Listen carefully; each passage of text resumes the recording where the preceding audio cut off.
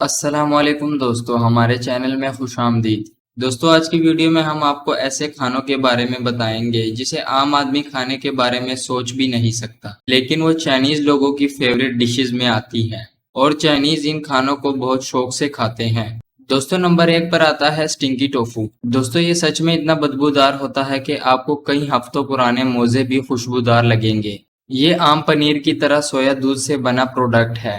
ये बिल्कुल आम पनीर की तरह ही दिखता है। जो लोग डाइटिंग कर रहे हैं या अपना वजन कम करना चाहते हैं, वो लोग इसे बहुत शौक से खाते हैं क्योंकि इसके अंदर कैलोरीज की मिकदार बहुत कम होती है। इसे इतना बदबूदार बनाने के लिए इसके अंदर नमक वाला पानी इस्तेमाल किया जाता है। इस नमक वाले पानी में कई हफ्तों तक मछलियों को रखा जाता है। कई हफ्तों की मेहनत के बाद जाके तैयार होता है स्टिंकी टफू फूड। ज्यादातर ये ताइवान, हांगकांग और चाइना में पसंद किया जाता है और बहुत शौक से खाया जाता है। नंबर 2 पर है स्नेक सूप। सांप एक जहरीला जानवर है। बहुत से लोग तो इसके बारे में सुनकर ही डर जाते हैं, लेकिन हम यहाँ चाइनीज लोगों की बात कर रहे हैं। दोस्तों, चाइना के लोग सांप का सूप बहुत शौक से पीते हैं और यहाँ पर ये सूप सिर्फ अमीर लोग ही अफोर्ड कर सकते हैं और इस सूप को बहुत हेल्दी माना जाता है सेहत के लिए। सबसे पहले ये जिंदा सांप को उबलते हुए पानी में डालते हैं। जब सांप अच्छी तरह उबल जाए तो सबसे पहले इसकी चमड़ी उतार कर फिर इसे छोटे छोटे हिस्सों में काट कर ये सूप बनाया जाता है, क्योंकि चाइनीज लोग मानते हैं कि इसे खाने से खून तेजी से बढ़ता है।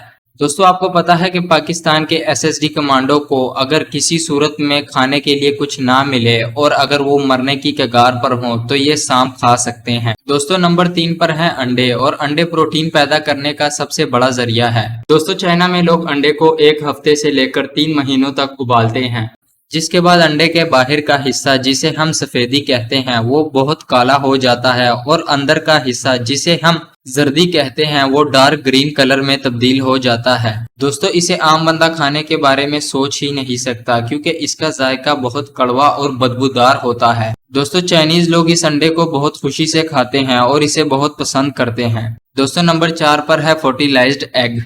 ये एक ऐसा अंडा है जिसमें बत्तख का बच्चा अपने कुछ हिस्से बना रहा हो और चाइनीज लोग इस अंडे को उबाल कर आपके सामने पेश कर दें। दोस्तों, ये चाइनीज और फिलिपीनियंस का सबसे फेवरेट फूड है। दोस्तों, इसे अंडे के छिलके के अंदर ही खाने के लिए पेश किया जाता है। दोस्तों, नंबर 5 पर है मंकी ब्रेन यानी बंदर का दिमाग। दोस्तों, पाकिस्तान में गाय, बकरी, भैंस का मगज खाने को मिलता है। चाइना के कई होटलों में जिंदा बंदर का दिमाग खाने के लिए पेश किया जाता है और इसे चाइना के लोग बहुत शौक से खाते हैं। दोस्तों, ये इतना महंगा होता है कि सिर्फ अमीर लोग ही इसे खा सकते हैं। टेबल के अंदर से इसका सिर ऊपर को किया जाता है और इसका जिंदा दिमाग खाया जाता है। आप अंदाजा लगा सकते हैं कि इस वक्त बंदर को कितनी तकलीफ हो सकती है।